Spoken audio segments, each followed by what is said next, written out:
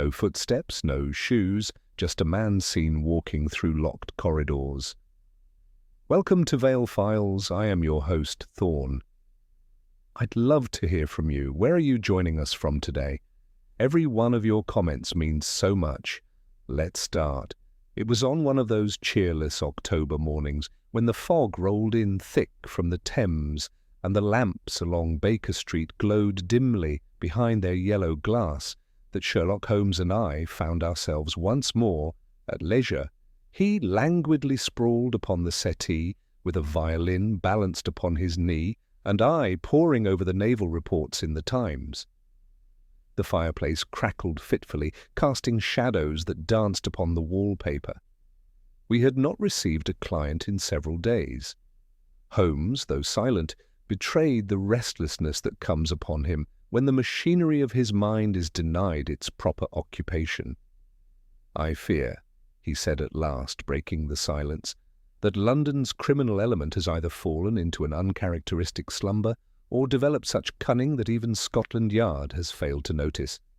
I chuckled. "Surely even you must welcome a quiet spell."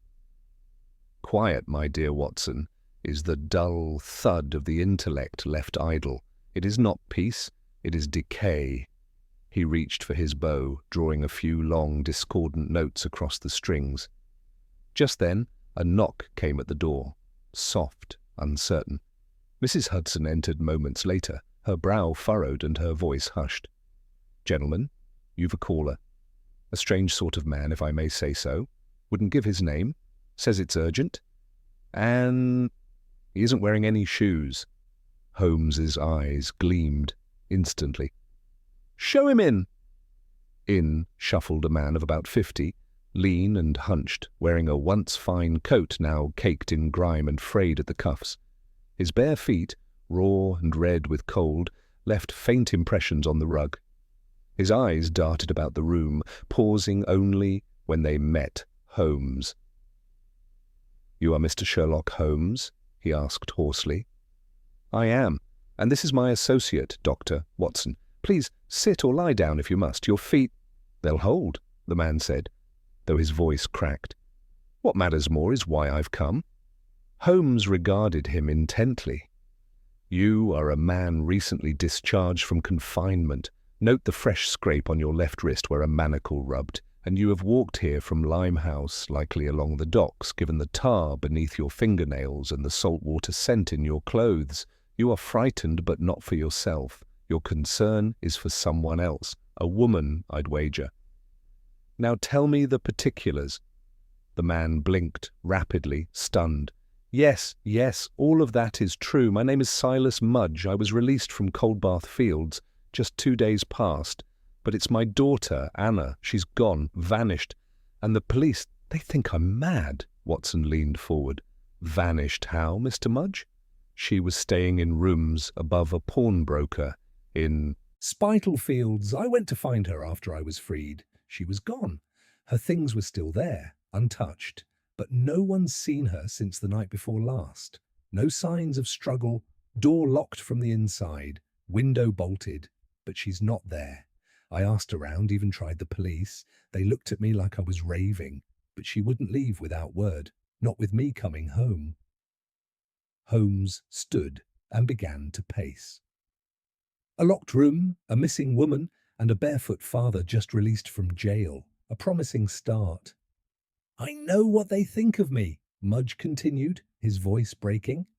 "They think I'm a drunk or worse. But I swear to you I've changed. I just want to find her.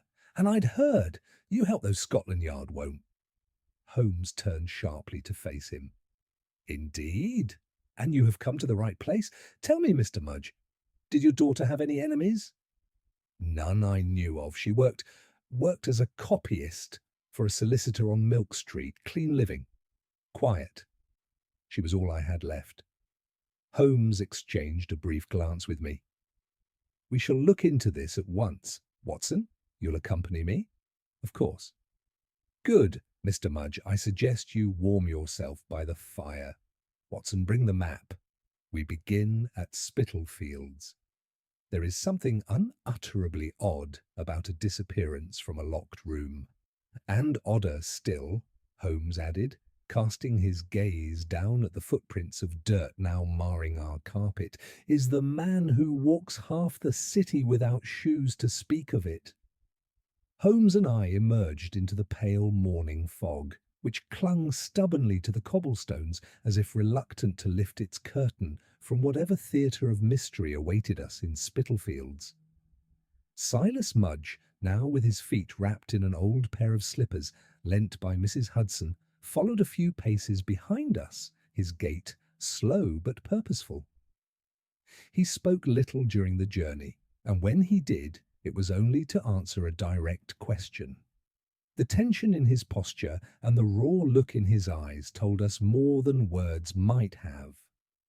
We arrived at a narrow street where the buildings leaned inward like conspirators. Above a small, unremarkable pawnbroker's shop, a single window looked out over the street. The glass was smeared, the curtains drawn. Mr. Mudge motioned toward it. "That's where she lived, second floor. The man who owns the shop, Mr. Entwistle, has the key." Holmes said nothing, but stepped inside the pawn shop without knocking. It was cramped, lined wall to wall with brassware, dusty clocks and bundles of tarnished cutlery.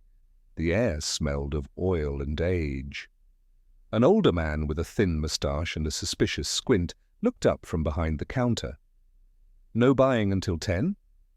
Holmes removed his gloves and clasped them behind his back. "We are not here to pawn, sir.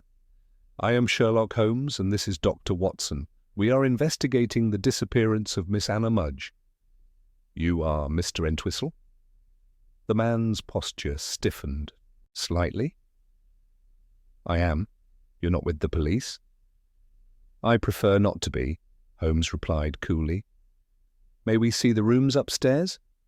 "I suppose," he muttered. "Not that there's anything to see. Police already looked, found out. But I've got nothing to hide." He fumbled with a ring of keys and gestured for us to follow. The staircase creaked as we ascended. Each step was narrow and steep, worn by years of foot traffic. The door to the flat opened with a reluctant groan. Holmes entered first, pausing to observe the threshold. Inside, the room was simple but tidy. A narrow bed stood against one wall, neatly made. A writing desk occupied the corner near the window, with a stack of stationery and a single pen lying atop it. Beside the door, a coat stand held a plain woolen cloak and a small umbrella. Nothing, on first glance, suggested turmoil or departure. "Locked from the inside, you say?" Holmes asked, kneeling before the window. "Bolt was drawn when I came up," Entwistle said. "Had to use my spare key just to get in. Window was latched too." Holmes unlatched the window and pushed it open. Cold air rushed in. He leaned halfway out, peering down the back of the building. 2 stories, cobblestones below, no awning. A drop from here would likely result in injury, if not worse. No fire escape, no drainpipe within reach. I stood beside the writing desk, noting that the ink in the pen had dried mid-sentence. "Holmes?" I said quietly. She was writing something. He came to my side and studied the unfinished letter. "My dearest father, I have much to say, but so little time. If you are reading this, then—" There it ended. Holmes nodded slowly. "Curious. She wrote with urgency, and then nothing. Interrupted, perhaps. Yet the room shows no sign of struggle." He turned abruptly. "Has anything been disturbed since she vanished?" Entwistle looked offended. "Nothing.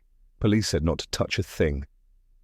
Holmes crossed the room to the small bookshelf. He ran a gloved finger along the spines. Milton, a collection of sermons, 2 volumes of legal shorthand, and The Romance of a Nun. He paused. "This book is out of alignment." With a flick, he pulled it down and flipped it open. Nothing tucked between the pages. He tapped the spine. Hollow. He took out his penknife and deftly slit the binding. Inside was a tightly folded slip of paper. He opened it and read aloud, "He says I must do it or he'll tell them everything. There is no one I can trust but Mr. V. If anything happens to me, look to him." Holmes handed it to me wordlessly, then returned his attention to the rest of the room.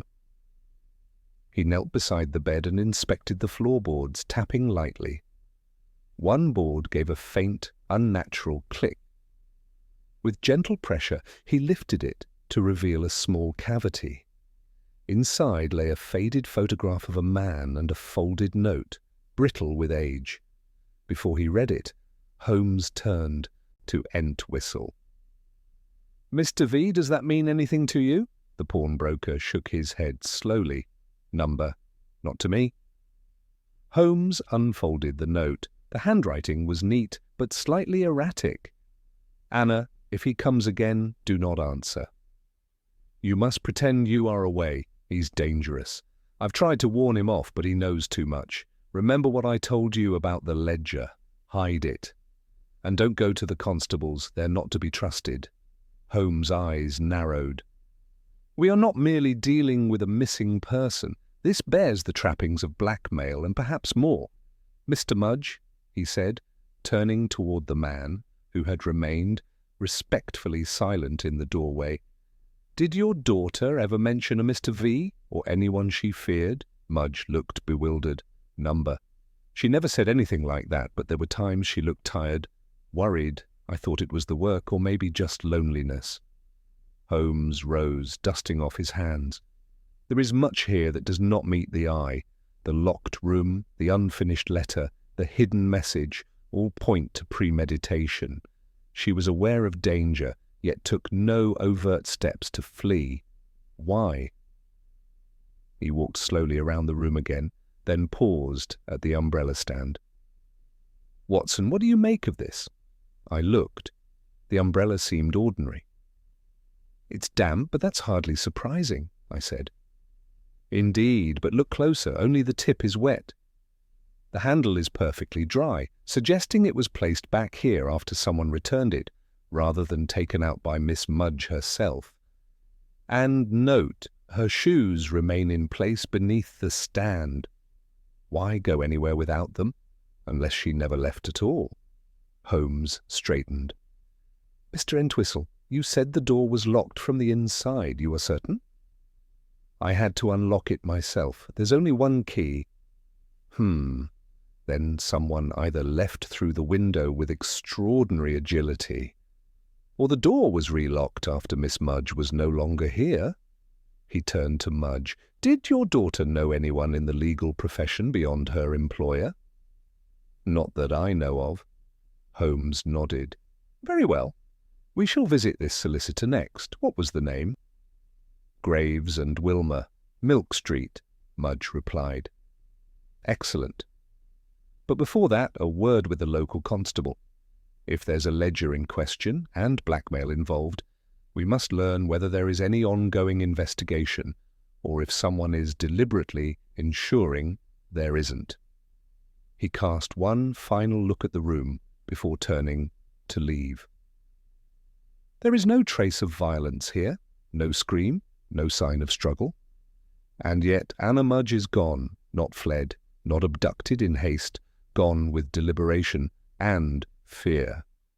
As we stepped back into the fog-shrouded street, I glanced up at the shuttered window.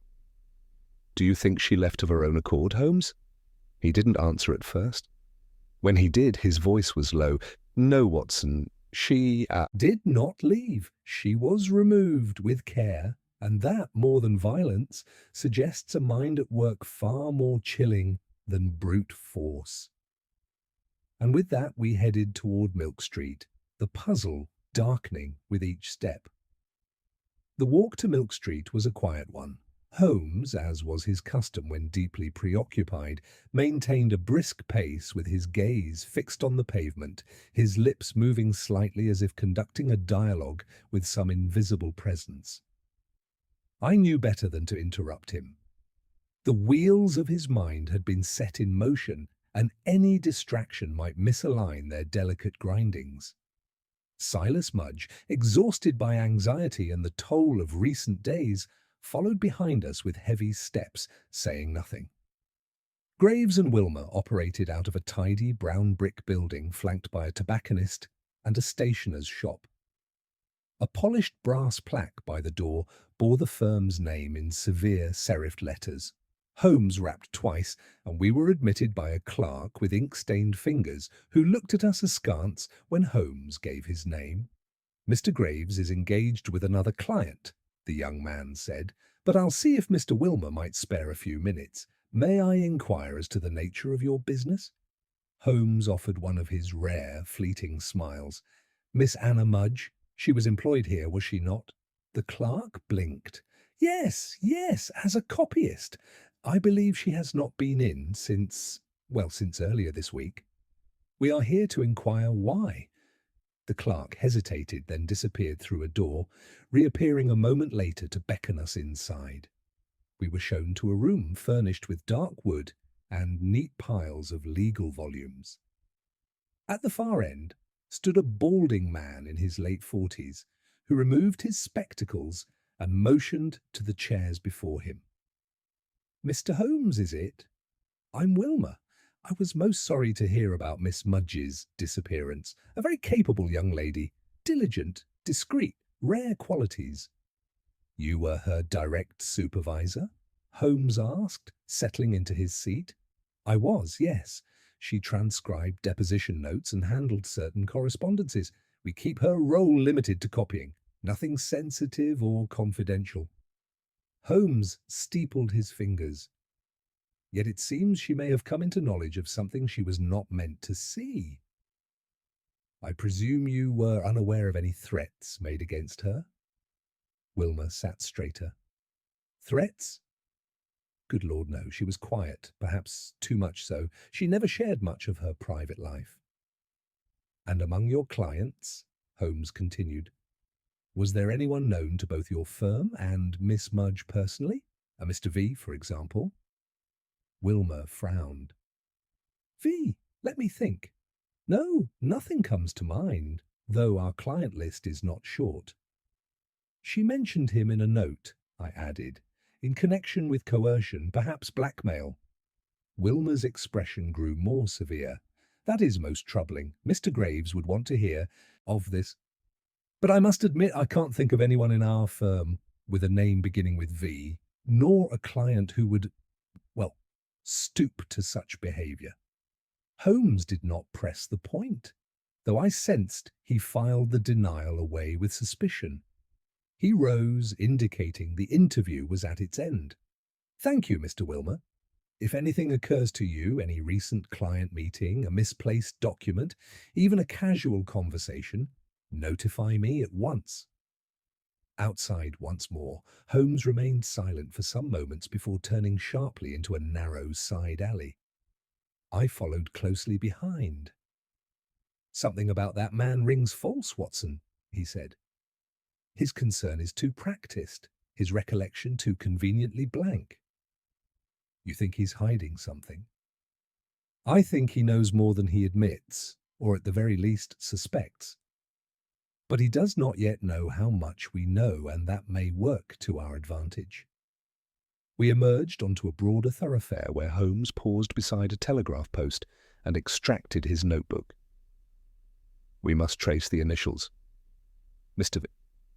It is an alias or an abbreviation, one she presumed we could decipher. That suggests proximity. Someone near her. Someone she feared enough to encode but trusted enough to believe might eventually be exposed." "And the ledger?" "Precisely," he said, tapping his temple. "The ledger may be the key. We must find it." Just then, Mudge, who had caught up at last, clutched Holmes's arm. I didn't mention it before because it seemed mad, but 2 nights ago, before I reached Spitalfields, I swear someone followed me, only for a short while. A tall man in a long coat. As soon as I turned toward the docks, he was gone." Holmes fixed him with a sharp look. "Could you describe him?" "Not clearly. He kept to the shadows, but he moved quietly. Too quietly." Holmes nodded, more to himself than to Mudge. "Then we are not merely contending with blackmail, but with surveillance. Watson, I believe it is time we visit Scotland Yard." Inspector Lestrade met us in a stuffy office cluttered with reports and maps. He regarded Holmes with his usual blend of admiration and irritation. "Another missing girl?" he said wearily. "We've no shortage of them. But I heard about this one, Mudge's daughter. Her reputation's clean enough. But with him just out of Coldbath Fields." "She did not run away," Holmes said curtly. "She was removed, possibly under coercion. We found evidence of blackmail and a reference to a ledger. Has anything of that sort passed across your desk lately?" Lestrade rubbed his jaw.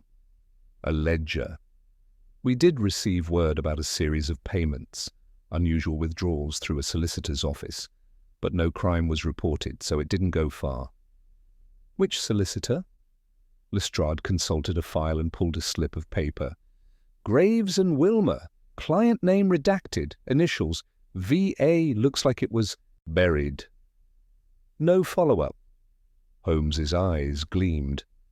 "Then we are on the right scent. Did you retain any copy of the ledger entries?" Lestrade handed him the sheet. Holmes studied it quickly. "These are regular payments, monthly in increasing amounts, always from the same source account, but through a different intermediary each time. And see here, this entry, 1 week before Miss Mudge vanished, a payment was cancelled." "She tried to stop the blackmail," I said. "Or someone tried to stop it for her. Either way, it triggered the next act." Holmes stood. "Lestrade, I require your assistance. Quietly. Have someone follow Mr. Wilmer. Do not let him know." Lestrade sighed. "You always manage to drag me into these tangled affairs, Holmes." "And yet, Inspector," Holmes replied with a dry smile, "you always find yourself at the centre of a solved case by the end." Back in Baker Street, night had begun to fall. The fog returned in drifting curtains, and Mrs. Hudson brought us tea laced with brandy. Holmes sat cross-legged in his armchair, the ledger page on his lap, the photograph and notes from Miss Mudge's room arrayed on the table. "Everything fits," he said softly. "But we are missing the hinge, the one thing upon which the whole structure turns." I nodded. "The ledger entries show pressure. The notes show fear. The unfinished letter, panic. And the name Mr. V.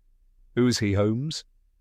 Holmes rose suddenly, went to his bookshelf and pulled down a volume of legal registries. "There," he muttered. "Of course." He tapped a name, Victor Arby, legal administrator, retired, formerly of Graves and Wilmer. "Mr. V," I said. "Not a current solicitor," Holmes said, "but likely, with access to the firm's resources. He must have used his former position and perhaps former connections to leverage someone, possibly Wilmer himself." I leaned forward. "Do you believe Wilmer is complicit?" "Not directly, but fearful, possibly of exposure or blackmail himself. Tomorrow we shall visit Victor Arby." Holmes turned toward the fire, his face unreadable in the orange glow. "But tonight," he said, "we watch. If Anna Mudge is still alive, there is little time to spare, and if she is not, then someone has gone to great lengths to make it appear she never existed at all." Morning broke late and grey, a reluctant sun barely managing to scatter the fog that still clung to the city like a persistent spectre. Holmes and I departed Baker Street shortly after 7, foregoing breakfast save for a cup of strong tea. Our destination lay in the quieter western reaches of London, Chiswick, where, according to Holmes's inquiries, Mr. Victor Arby had retired to a modest yet discreet residence. The cab ride was subdued. Holmes sat with his arms folded, eyes closed, but not asleep. I had grown familiar with this state, what he termed active contemplation, and I knew better than to disturb it. When we at last reached a narrow crescent of ivy-covered homes, Holmes stirred and looked out the window. There, he said softly, pointing. Number 43. The house was neither grand nor shabby, the kind of dwelling designed to escape attention, curtains drawn, a chimney, quietly smoking, and no sign of activity. Holmes stepped out first and crossed the path, knocking crisply on the door. After a delay, it opened a cautious inch. A pale woman in a wool shawl peered out, her eyes shadowed by fatigue. Yes? Mr. Victor Arby, Holmes said, we require a word. It is a matter of urgency. She hesitated. Mr. Arby is indisposed. He doesn't receive callers. Holmes's expression remained unreadable. Inform him it concerns Anna Mudge. The woman's eyes widened slightly. She said nothing more but closed the door. A minute passed, then another. At last, it opened fully, and a gaunt man stood behind it, supported by a cane.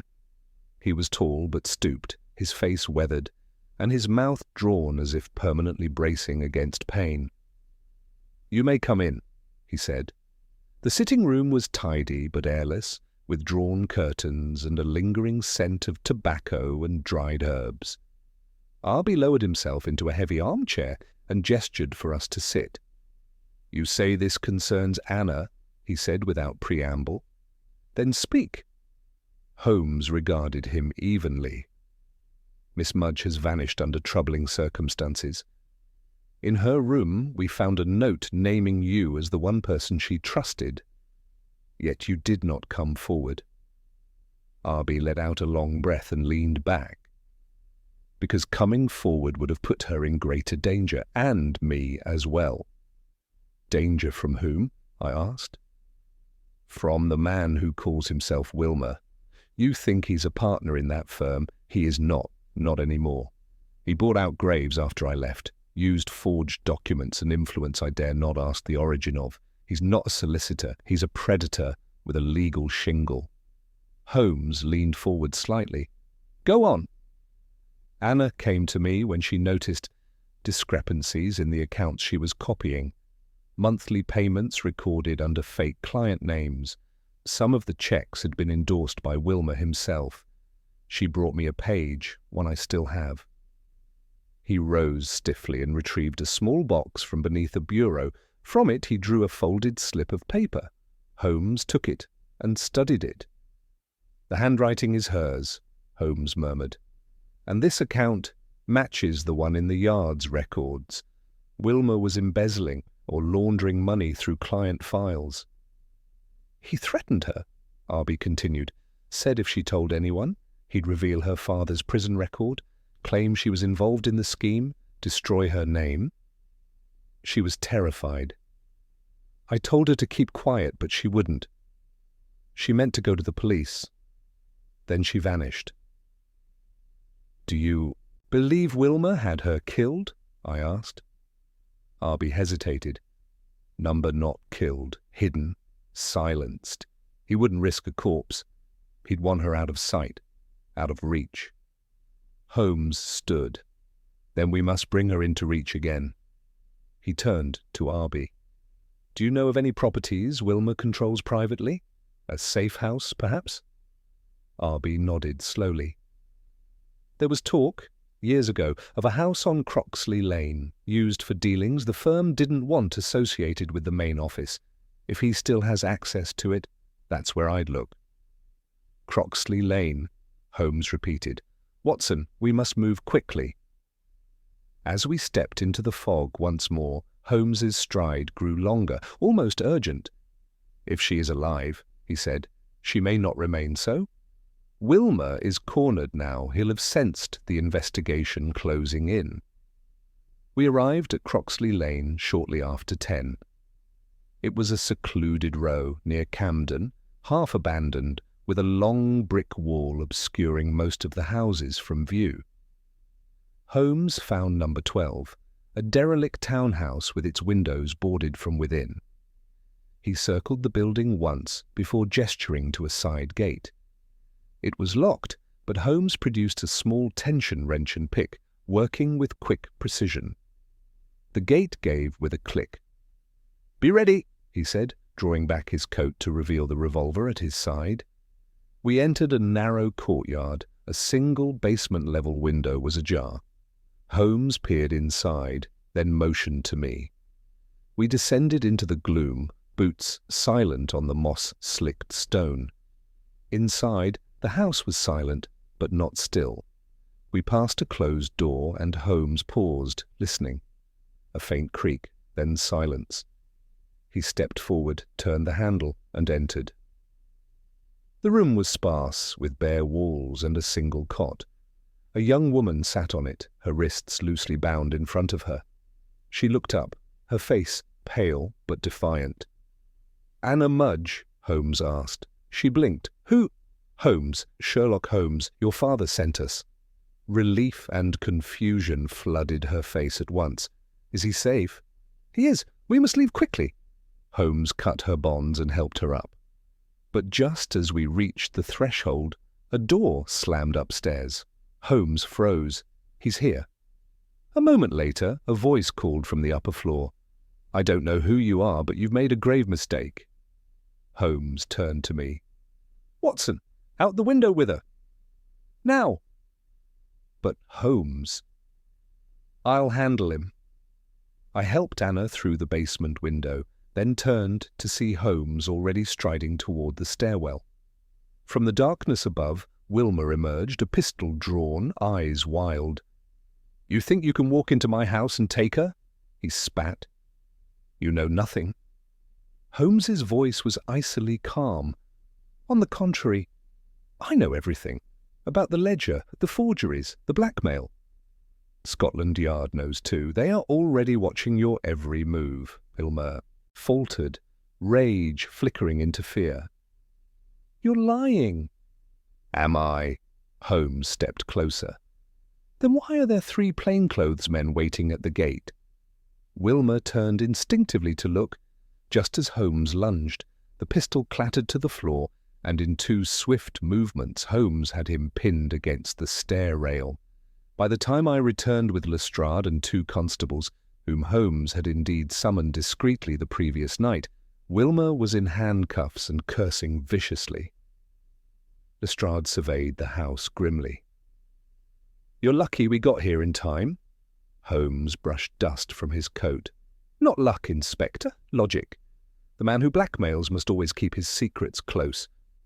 Too close in Wilmer's case."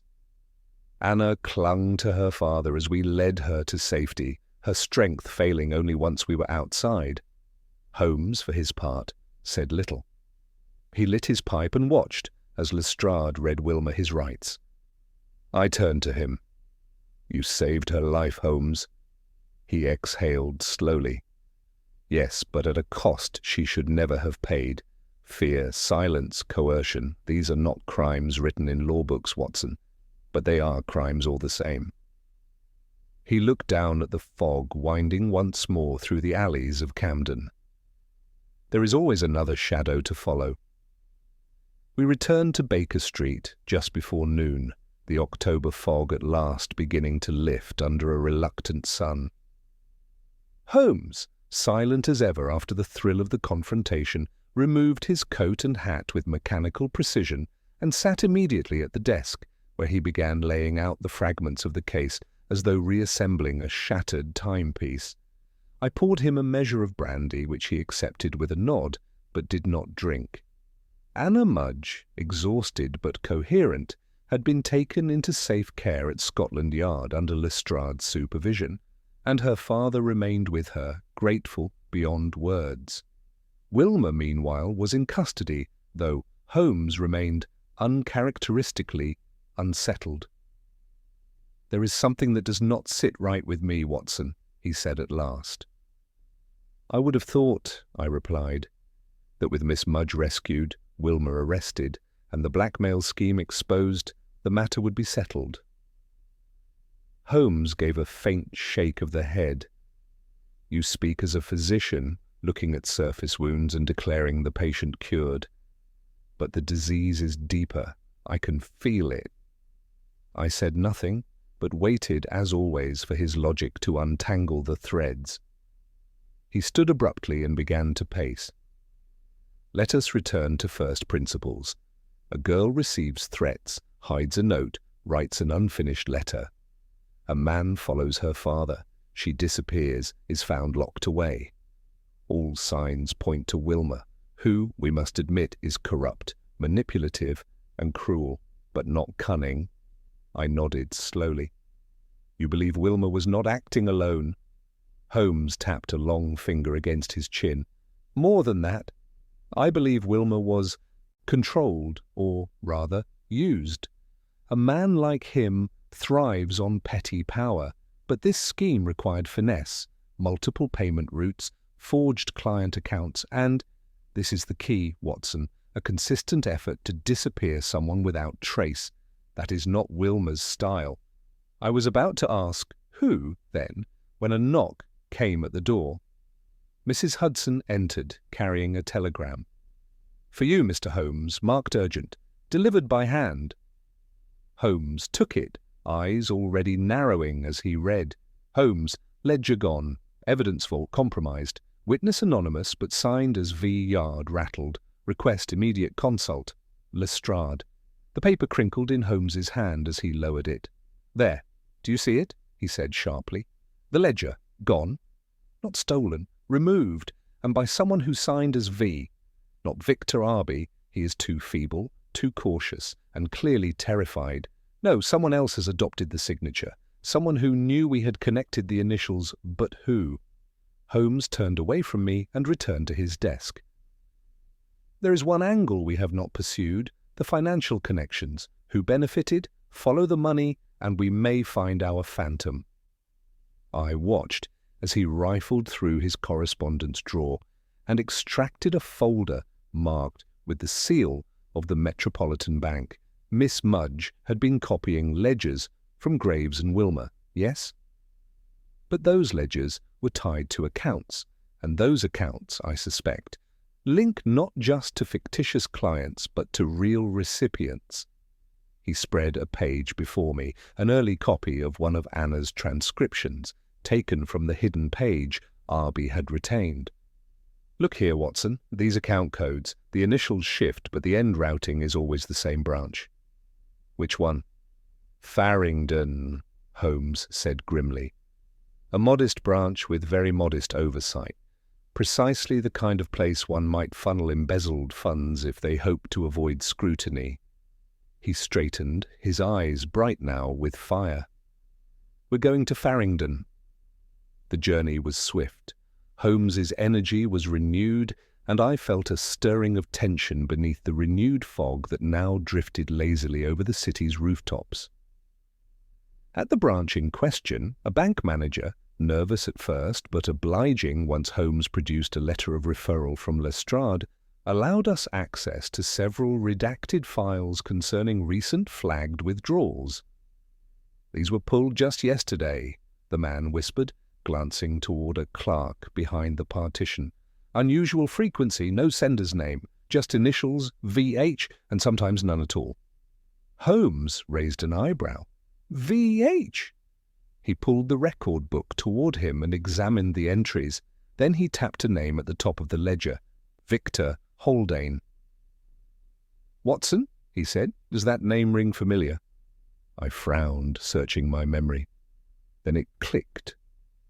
The legal clerk at Graves and Wilma, I said. The young one. The one who let us in. Holmes gave a small, satisfied nod. Precisely. The ink-stained fingers, the carefully bland face, the quiet deference. Too quiet. He was the gateway, and perhaps the architect. But why the name Victor? To distract, Holmes replied. A red herring. He knew Arby was known to Anna. He knew she might turn to him, so he weaponized that trust. Let her think Arby was involved, or that Mr. V could mean her father's friend, but he meant himself. And Wilma? A puppet, a bully easily leveraged with the threat of exposure. Haldane built the system, Wilma implemented it, but Haldane orchestrated it all from below, like a worm in the floorboards. Back at Baker Street, Holmes began to pen a letter, urgent and brief, addressed to Lestrade. "Do not arrest," he murmured aloud as he wrote. "Watch, observe, let Haldane move freely one more day. We need to know where the funds go and who else is complicit. He has played a long game. Let us not rush its conclusion." As he sealed the envelope, I asked, "Do you believe Anna is safe now?" He gave a rare, gentle sigh. "Safe? Safer than she was. But the damage done to the mind by coercion and fear is not so easily erased, Watson. Still, her courage in preserving what she could, the hidden note, the photograph, the unfinished letter, all of it may be what brings Haldane down." And the name Mr. V. It was her way of pointing at him without knowing it. Yes, she may not have known his surname, but she remembered his first. Or more likely, it was all she dared to write, a clue disguised as a confession, brilliant in its own way. Holmes sat back at last, his face cast in the late afternoon light. "When Lestrade acts," he said, "he will uncover the full list of accomplices. Haldane's reach likely extended into the legal and banking circles further than we know. And then, Watson, we will have not just a solved case, but a purged network." I nodded slowly, awed by the scope of what had begun as the vanishing of a quiet young woman in Spitalfields. "Tell me, Holmes," I asked, "what if we hadn't found the note in the hollow book?" He gave a faint smile. "Then I imagine we would still be chasing the man with no shoes, and Wilmer would still be walking the halls of justice as if they were his own."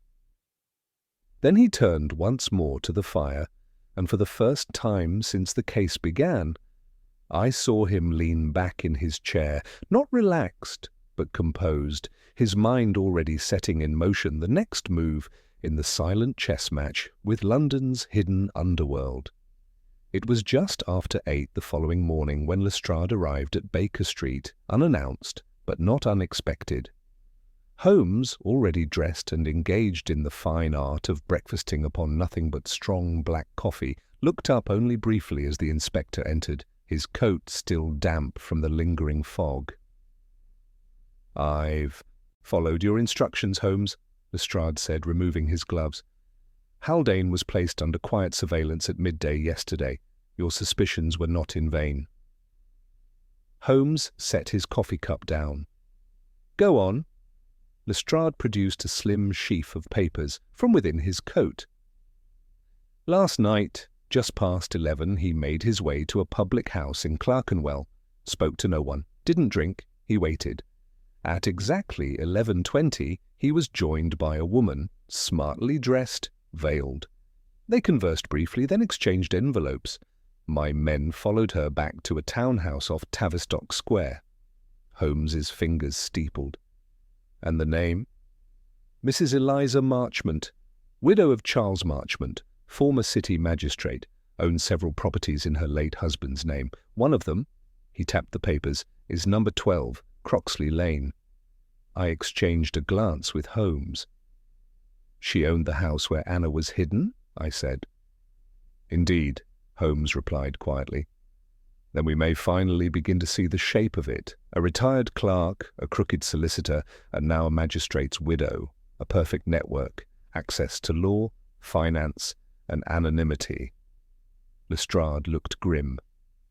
"We also discovered that Marchmont had a dormant trust, one which had been activated 6 months ago. Monthly payments to a series of accounts, 2 names repeated, V. Holden and C. Wilmer." Holmes rose from his chair. "This is not merely a case of personal greed. It is a structure, a financial and legal edifice built on fear and silence. Marchmont, I suspect, began it before his death. His widow continues it. Haldane provides the administrative sleight of hand, and Wilmer managed the intimidation." "Intimidation and containment," I added. "Anna Mudge wasn't the first, just the first who resisted." "Quite so, Watson." Holmes walked to the hearth, standing there a moment in thought. Then he turned. "Lestrade, have your men secure Mrs. Marchmont. Quietly. I wish to be present when she is questioned." Lestrade nodded. We've enough now to act. The ledger, the trust records, the intercepted exchange, they'll hold in court. Then let us proceed before the spider flees her web, Holmes said. By midday we were seated in the parlour of a townhouse that bore all the outward signs of gentility: polished brass fittings, crisp curtains, and the distinct smell of imported lilies. Mrs. Eliza Marchmont sat across from us, her veiled hat removed, her grey hair immaculately coiffed. She met Holmes's gaze with cool detachment. "You presume much, Mr. Holmes," she said. "I have no reason to speak to you. I am a private citizen." Holmes gave a faint, sardonic smile.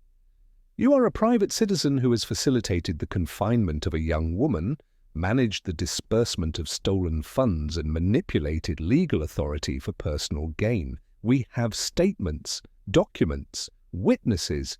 Your role in this matter is no longer obscure, madam. It is central." She said nothing. Holmes leaned forward. "You allowed men like Wilmer to work under your protection. You laundered payments through trusts and properties. You approved the silencing of Anna Mudge because she threatened to expose your little consortium." Still she remained composed, though I noted a slight twitch at the corner of her mouth. "Wilmer was never meant to be more than a bulldog," Holmes continued. "But Haldane, he is clever. Clever enough to know he needed influence. He found it in your husband's legacy. You used his death as cover, drew on connections still loyal to you, and built something you thought untouchable." She looked down briefly, brushing a non-existent speck from her lap. "I helped build my husband's empire," she said finally. "You think the men around him acted alone? I was the mind that preserved it when he was gone. The city does not reward those who wait to be noticed." Holmes regarded her without blinking. "And did the city reward you, madam? Or did it merely tolerate your darkness until light finally caught up with it?" At that, her poise faltered. She rose sharply, her chair scraping the floor. "You have no idea what rot lies under your polished London," she snapped. "Men like my husband built this world with secrets and blood and silence. I merely carried on the tradition." Lestrade stepped forward then. "Eliza Marchmont, you are under arrest.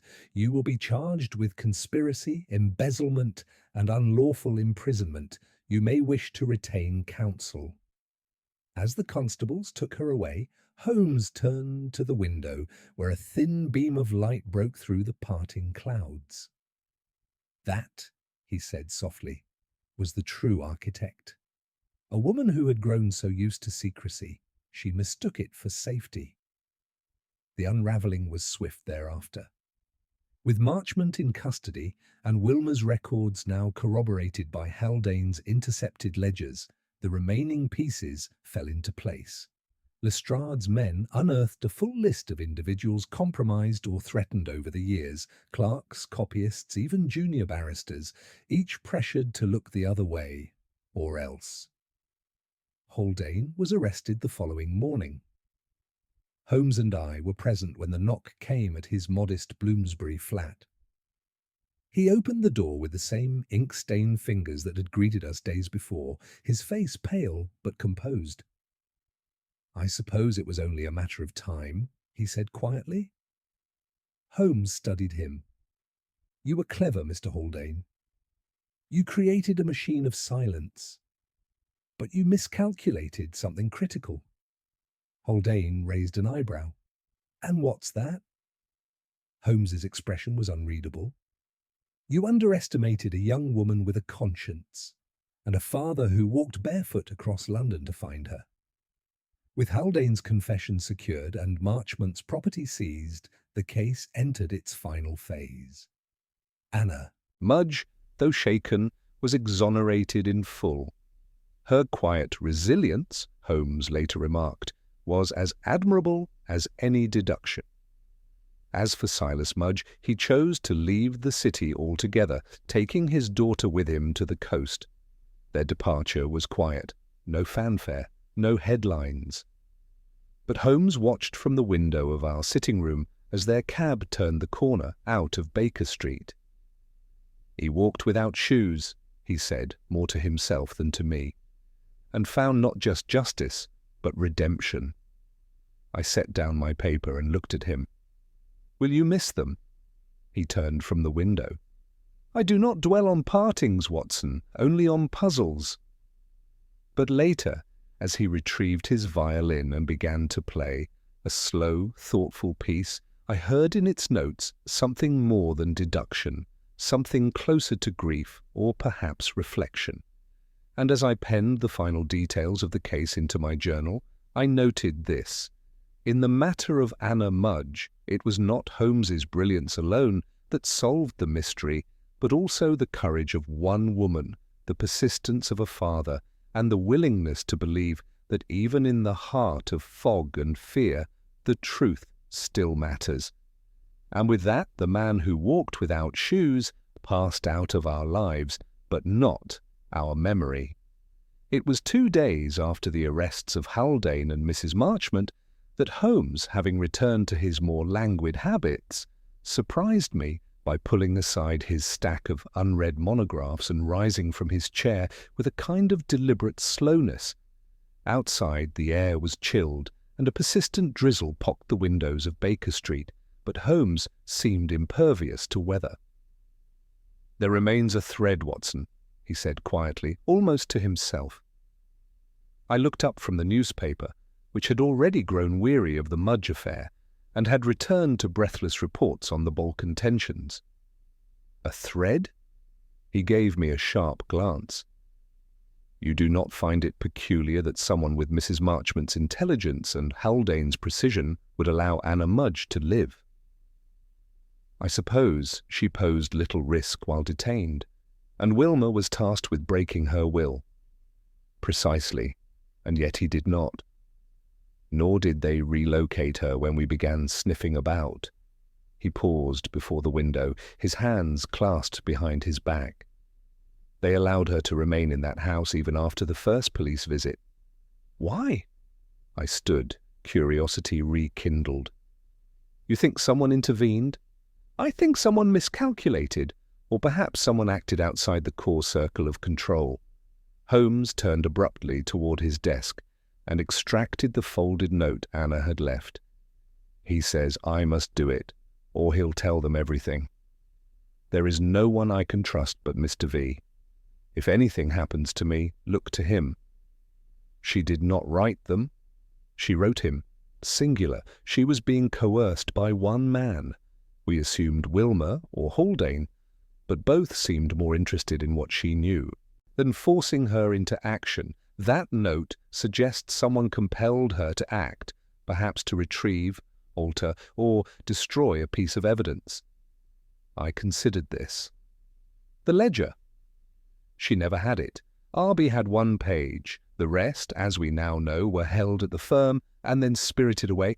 But what if Anna was being pushed not to expose the ledger, but to recover something else, something personal? Before I could reply, there was a knock at the door. Mrs. Hudson entered with a small parcel, wrapped in brown paper and tied with string. She placed it on the table. "No sender," she said. "Came by a street boy, said it was urgent." Holmes opened it carefully. Inside was a leather-bound notebook, scuffed and water-stained. No note, no inscription. He opened it to the first page, scanned the handwriting, and stopped. "Watson," he murmured, "come look at this." I joined him and leaned over the notebook. The writing was neat, measured, clearly professional, but the contents chilled me. Client, R.S. Payment, £150, disguised under Marchmont Trust. Purpose, evidence suppression. Note, involved young woman at firm suspected of retaining copy.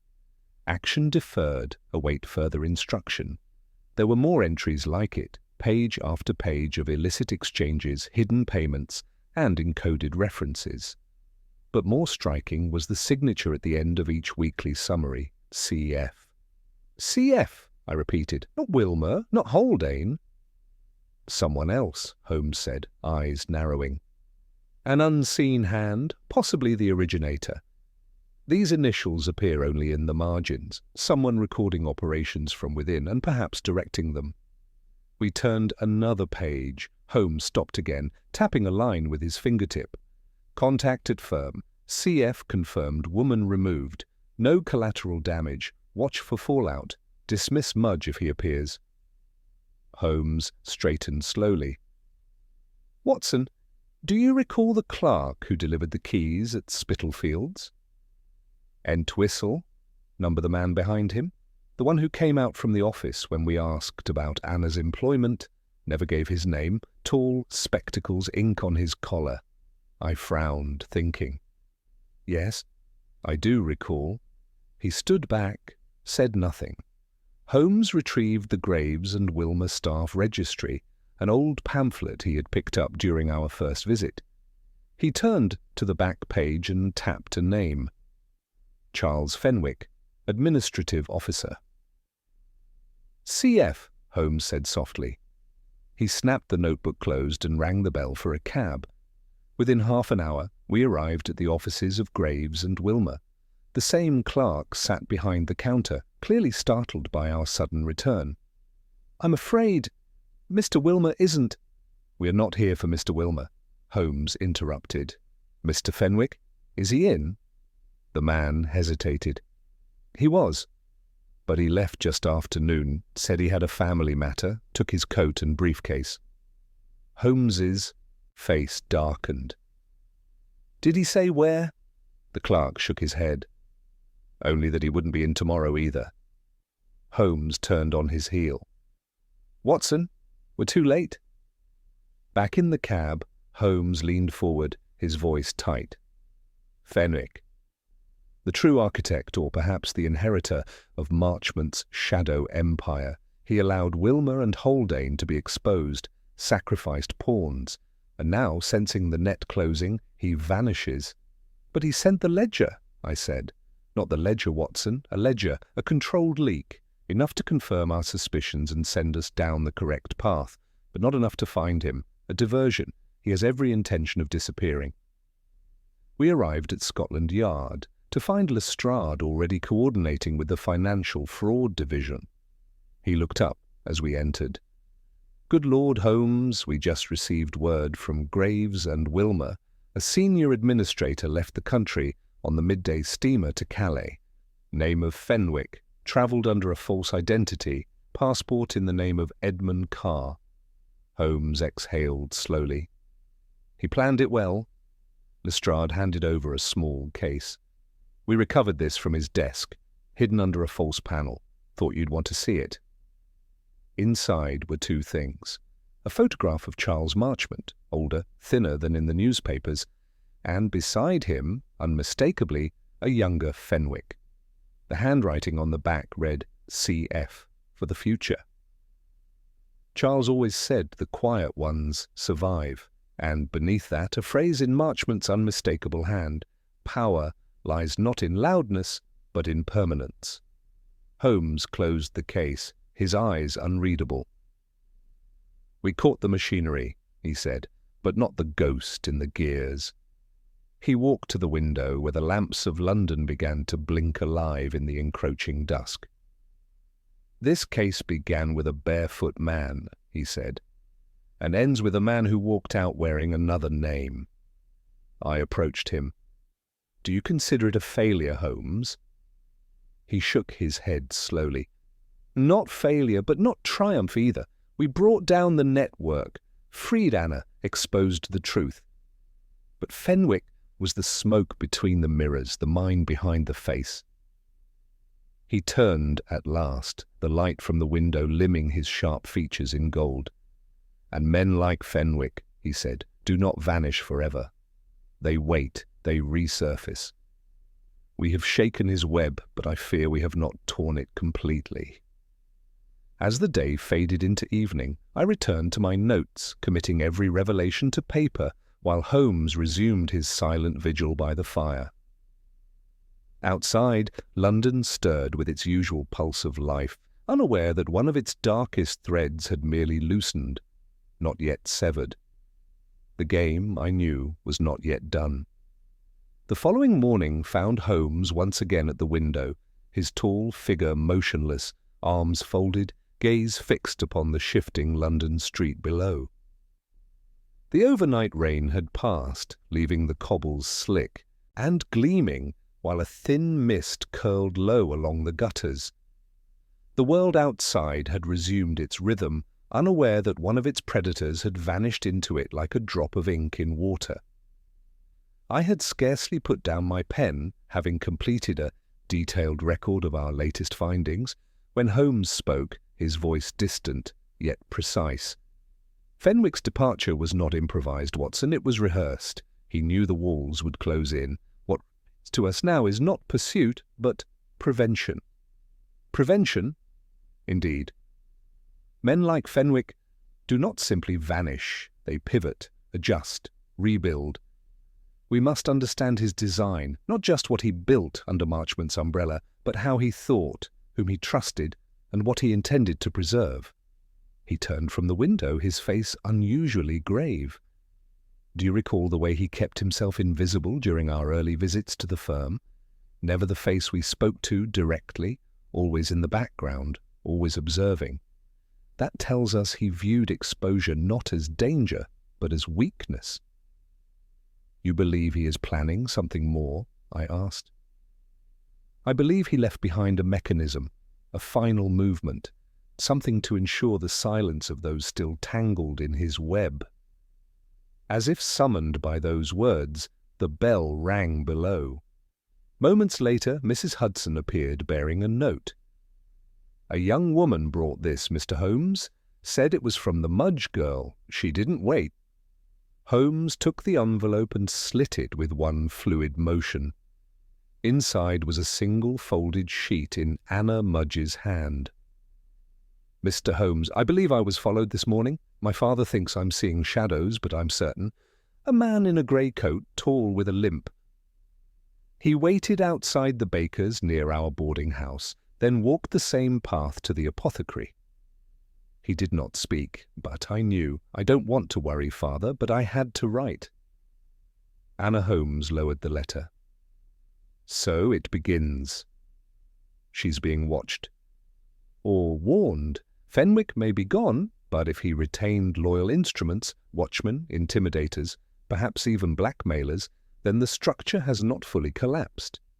He fetched his coat and revolver, his eyes sharp again with purpose.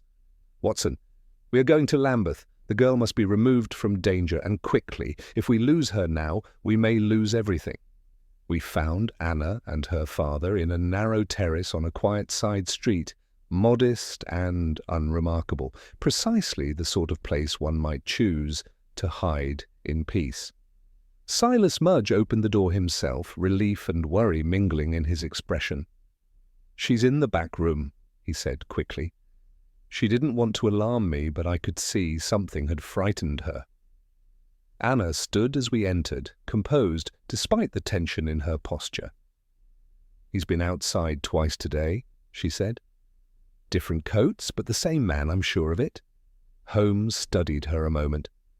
And you've not spoken to anyone? No letters? No visitors? Only the grocer's boy and one of the apothecary's clerks and him, she added. He never said a word, but he watched. That much I'm certain of. Holmes nodded. Good, you've done exactly what you should, but we must move you now. You'll come with us to Baker Street for the evening. Lestrade will arrange protection. Silas began to protest. He had clearly hoped for peace, but Holmes silenced him with a look. If she is followed, it means something remains she was never meant to recall, or perhaps something she has not yet remembered. On the way back to Baker Street, we took a circuitous route. Holmes insisted upon changing cabs 3 times, at intervals, chosen seemingly at random. Only once did I glimpse the figure Holmes had predicted, a tall man with a stiff gait lingering too long at a corner before disappearing into a side alley.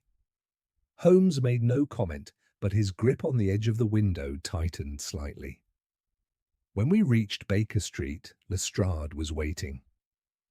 "We've placed 2 plainclothes officers at either end of the street," he said. "If your shadow returns, we'll have him." Holmes ushered Anna inside and closed the door firmly behind him. She sat in the armchair by the fire while Holmes took his violin from its stand and began to play, not a full piece, but short phrases, incomplete melodies, fragments without resolution. She seemed to calm as the music filled the room. Then quite suddenly she spoke. "There was a book," she said. "I didn't remember it until now." Holmes stopped playing. "A book?" She nodded. "A ledger, but not the ledger, something smaller. Black cover. I saw it only once. It was passed to Mr. Fenwick. He didn't know I saw. He tucked it into the lining of a satchel just before a meeting with Wilma." Holmes set down the violin. "Do you remember the title?" There was no title, but it had a red ribbon inside. I think it had photographs." "Photographs?" I asked, startled. "Yes," she said, looking at me. "Not money, not transactions. Faces." Holmes stood very still. "That changes everything." We waited in silence as he gathered his thoughts. "Faces," he said at last. "That means insurance? Blackmail, Watson, not financial, but personal. He kept records not merely of payments, but of people, those he owned or planned to." Lestrade was already rising. "If it's in Fenwick's flat—" "He'll have taken it," Holmes interrupted, "or arranged for its removal, but it is possible, if he moved quickly, to track it through intermediaries." Holmes paced. "He used street boys to carry messages, a courier perhaps, someone inconspicuous." Anna was already nodding. "There was a boy, ginger hair, coat too large for him. He came to the office 3 times in 1 week, always for Mr. Fenwick." Holmes turned to Lestrade. "Find him." It was nearing midnight when the boy was found, small, wiry, with eyes far too old for his age. His name was Lenny. At first, he denied everything, but when Holmes placed a half-sovereign on the table, his memory improved. "I took a parcel, I did. Black book. Took it to a bloke in Hampstead, name of Dunn, said he was taking it abroad." "Describe him," Holmes said. "Tall, clean coat, moustache like a sergeant's, walked like he didn't want to be seen." "Did he say where he was going?" "Just said he'd be gone before the moon changed, whatever that means." Holmes glanced out the window. The moon, pale and sharp, hung low above the rooftops. "Then we have until dawn," he said. "Or not at all." He turned to Lestrade. "Dunn is a known alias. Begin at the train yards. He won't go by steamer, not with dock surveillance tight. He'll take the night train north or the eastbound toward the coast. Every inspector from Euston to Liverpool Street must be notified now." As Lestrade departed with haste, Holmes returned to the fire. The room was still, the only sound the soft crackle of coal. "I knew it wasn't finished," he said, more to himself than to us. "It never ends cleanly with men like Fenwick. There is always one last silence left to break." Anna, watching him, said nothing, but in the quiet look between them, I sensed a mutual understanding. The shadows had not fully lifted, not yet, but the light, at last, had begun to burn through. It was a few minutes before 2 in the morning, when Lestrade's telegram arrived. Holmes tore it open with a flick of the wrist and read it in the flickering light of the hearth, eyes narrowing as the brief contents imprinted themselves across his mind. Contact made. Dunn spotted boarding East Coast Express at King's Cross. Destination, likely, Harwich. 4 agents en route to intercept. Will advise upon result. Lestrade. Holmes handed me the slip without a word and turned back to the fire. The silence between us deepened, not in weariness, but in anticipation. It was as if the house itself held its breath, awaiting the outcome of a final, unseen hand. Anna had long since retired to the guest room, and the street outside had surrendered to stillness. No more carriages, no murmured voices, just the soft whisper of a breeze coasting over the rooftops. But Holmes, ever attuned to the unseen undercurrents of the world, remained standing, alert, his hands clasped behind his back. "We're close, Watson," he said at last. "Closer than I feared we would be." I watched him carefully. "And if Dunn reaches Harwich?" "He will not," Holmes said firmly. "Not with the full reach of the yard between here and the coast. But if he does—" He trailed off, not in doubt, but in calculation.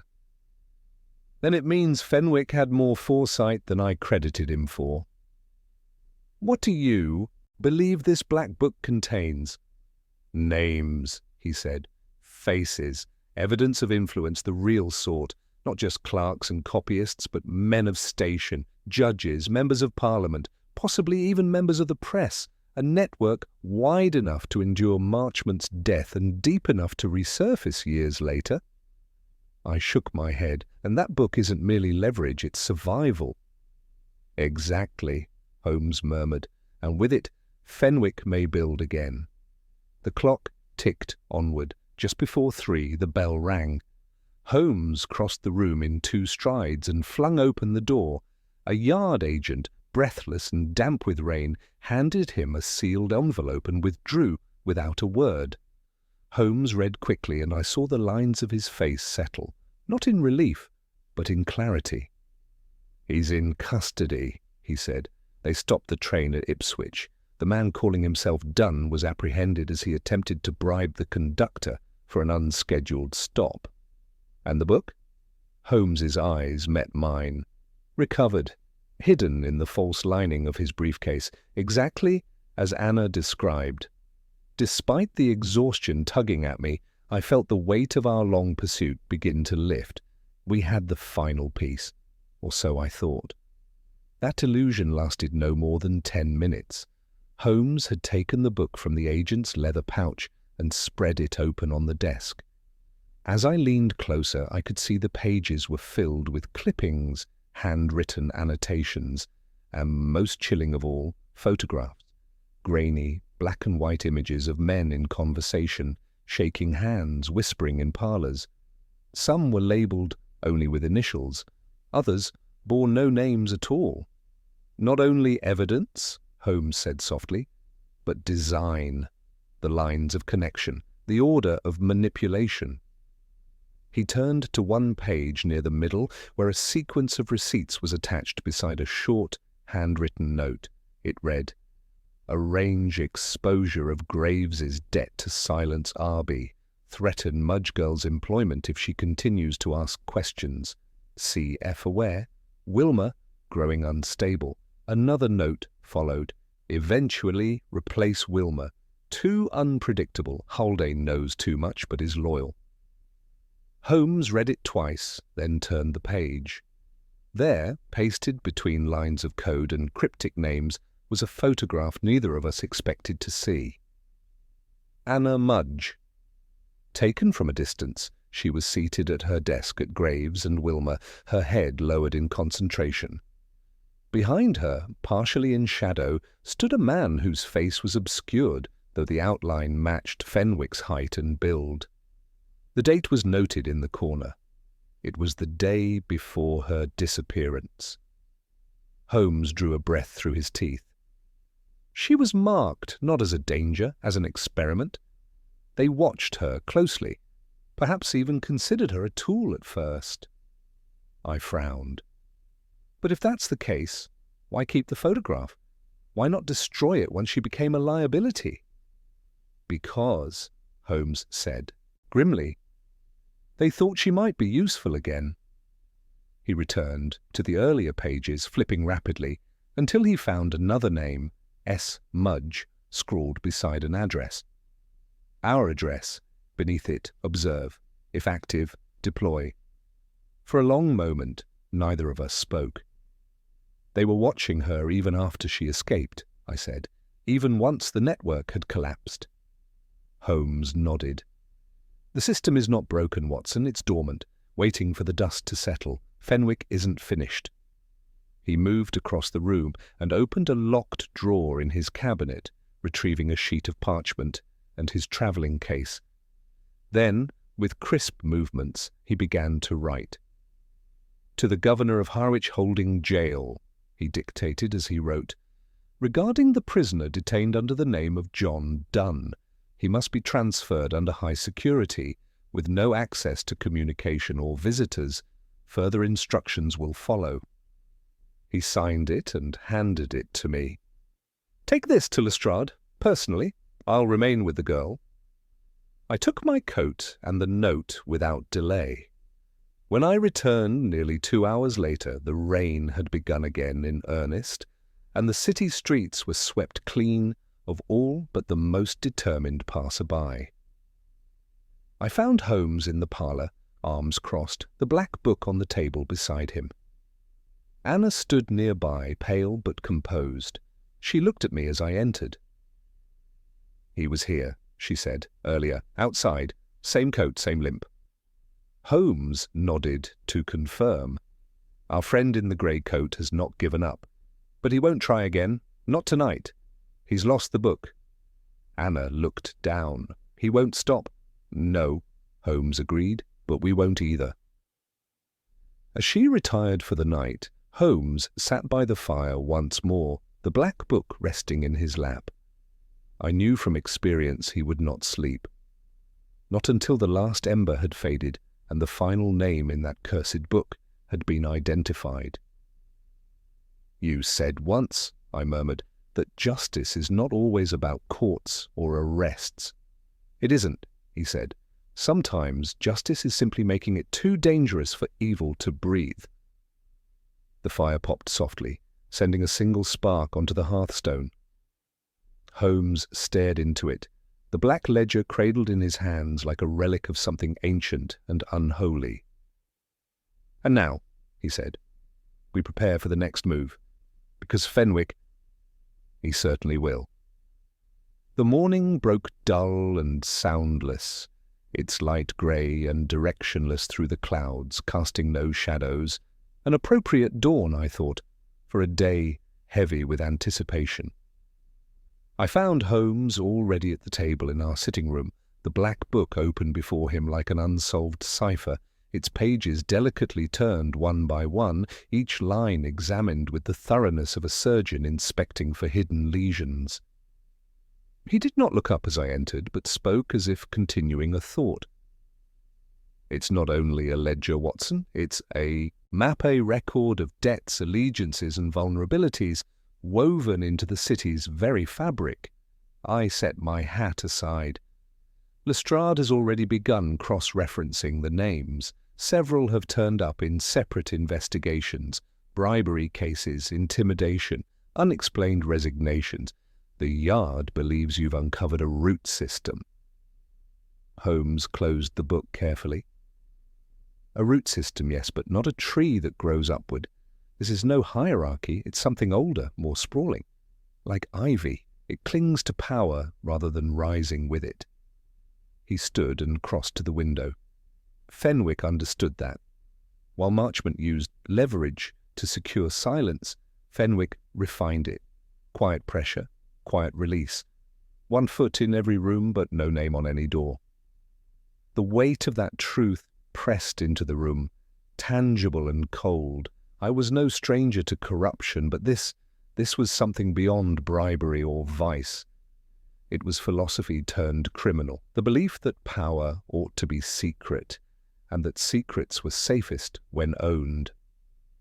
Holmes turned suddenly, seized his overcoat and gestured for mine. "We're going out. To Threadneedle Street. Banking. To observe the web from the centre," he said. "The book implies coordination, an account through which certain high-value transactions flowed. Several signatures point to a single broker. Aldrich and Calbury. They must have seen the patterns." Within the hour, we stood in the austere offices of Aldrich and Calbury, where polished mahogany gleamed under the gas lamps and the air carried the scent of old coins and older discretion. Holmes presented a letter from Lestrade granting temporary inspection authority under the Act on fraudulent instruments. The clerk, pale but professional, led us to a side office and summoned the senior partner. Mr. Calbury was lean and bird-like, with narrow shoulders and a voice like parchment. He skimmed the document with evident discomfort before nodding. "I suppose we must comply, though it sets a precedent I find troubling. Our clients rely on—" "Anonymity," Holmes finished. "Yes, and if this were a common embezzlement scheme, I would not be here. But what we face is a coordinated blackmail enterprise conducted beneath the guise of legitimate financial activity." Calbury sat behind the desk. "You're referring to the Marchmont Trust?" Holmes's eyes narrowed. "You knew of its activity?" Calbury hesitated. "Only that irregular sums were moved through it over a period of several years. We flagged the trust internally after the death of Mr. Marchmont, but there were no legal complaints and no criminal indicators until now." Holmes drew the black book from beneath his coat and opened it to a flagged page. "Were you aware that this account facilitated bribes to 2 members of the Board of Works? That it funded covert observation of multiple clients, some of whom, I note, bank with?" "You?" Calbury paled slightly.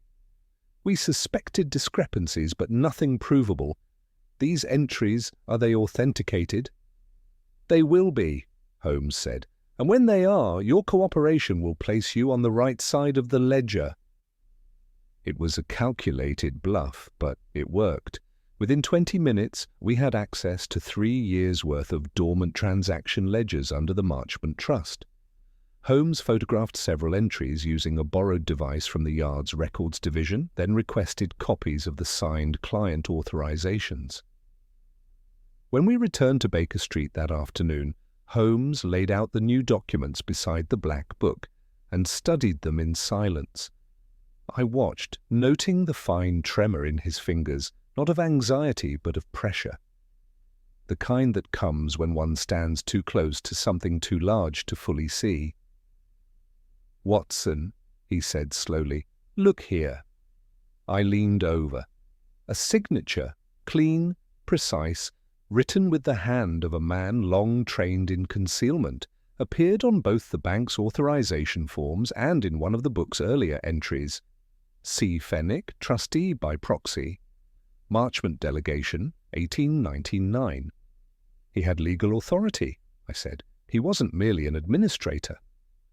Number He was granted power of attorney over a portion of the trust, likely by Marchmont himself before death. That signature, watched over by Calbury's office, was Fenwick's entrance into the system. Holmes stood again and paced. And now we understand his strength, not just the ledger or the names, authority, quiet, unquestioned, legal. He turned suddenly. If Fenwick returns, and I believe he will, it won't be to reclaim the book. It will be to rebuild the trust.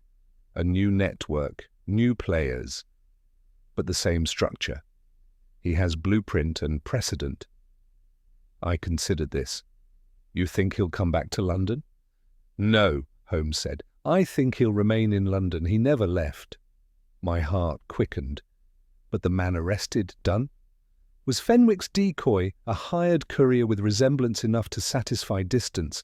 Fenwick slipped away before the train ever departed, and Dunn never knew the full value of what he carried. He was told only to deliver and vanish. Holmes crossed to his desk and extracted another sheet of parchment. The Yard must be told to re-examine every witness at King's Cross, ticket agents, porters, guards, and the real Fenwick. He's watching now, I am certain. Just then a knock at the door interrupted us. Mrs. Hudson appeared with a telegram. Holmes read it aloud. Dunn refusing cooperation. Knows nothing beyond payment and delivery instructions. All signatures in briefcase forged. Fenwick not on manifest. Possible decoy confirmed. Lestrade. He set the paper down, slowly. The ghost in the gears, Watson, walks among us still. We sat in silence, the fire low, the daylight fading behind the wadi sheer curtains. "And what now?" I asked. Holmes stared into the embers. "Now, we lay our own snare. He believes himself unseen. We must tempt him into light." His eyes met mine, sharp and cold as iron. "With the right bait, even Fenwick will make a mistake." It was on the third evening after the failed deception at King's Cross that Holmes summoned me into the sitting-room with a look of particular intensity, one I had come to recognize as a herald of culmination. "The trap is nearly ready, Watson," he said, standing beside the hearth with hands folded behind his back. "But to spring it, we must create an irresistible lure, something Fenwick cannot ignore." I set down the notes I had been reviewing. "And what bait do you propose?" Holmes gave a faint, tight smile. "We feed London a lie." The following morning's Times carried an exclusive article. "Mysterious black ledger recovered in Marchmont inquiry. Insider source says identity of CF. Confirmed. Warrants imminent." No names were listed, no specifics disclosed, just enough to stir the hidden hands still moving beneath the city's polished surface. Holmes had dictated every word, and Lestrade had ensured its timely placement in the column most often read by those who feared the scrutiny of truth. By dusk, Holmes had taken to the alley behind Baker Street, cloaked in a worn tweed coat, face smudged, posture stooped, not as himself, but as a familiar shadow. He had assumed the guise of an out-of-work clerk, loitering, mumbling, clutching a folded copy of the paper. I watched from the upstairs window while Anna remained safely escorted by Lestrade's officers to temporary shelter in the yard's secure flats.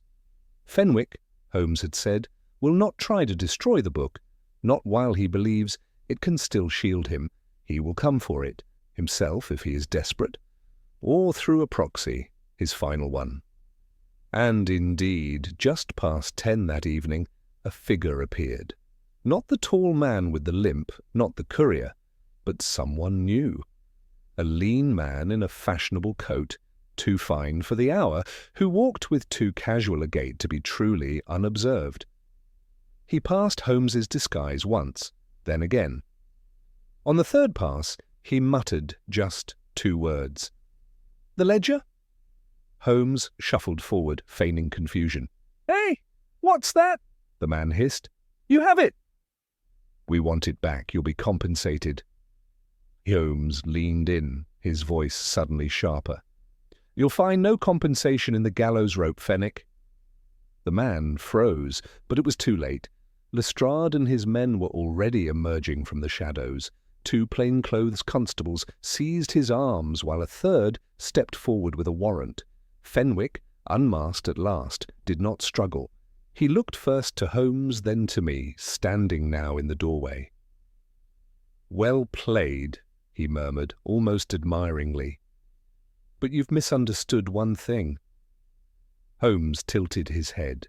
"Enlighten me." Fenwick gave a faint smile, one devoid of humour. "I never wanted to rebuild Marchmont's empire. I wanted to own it, alone.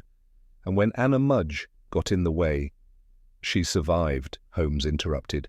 "That was your final mistake." Later, as the prisoner was led away, Lestrade joined us in the sitting-room. The black book, no longer a secret but now sealed in the hands of the Crown Prosecution Service, sat closed upon the desk. "We'll need months to work through it all," Lestrade said, "but with Fenwick in custody the rest will talk, and they always do." Holmes offered no reply, simply nodding once.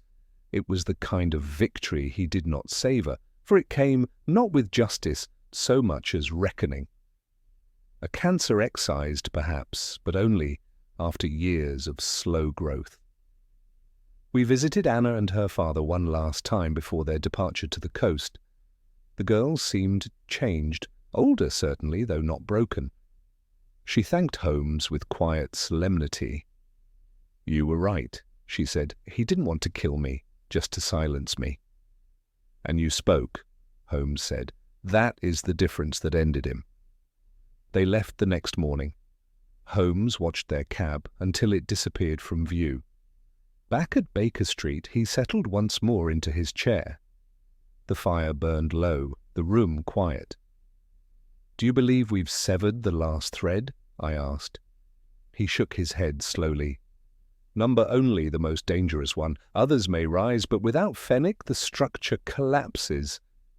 He was not just a parasite, Watson. He was an architect.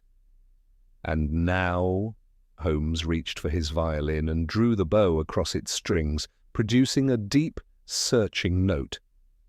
"Now," he said, "we wait until the next shadow steps from the fog." And as the first raindrops tapped the glass beyond the window, I closed the final page of my notes.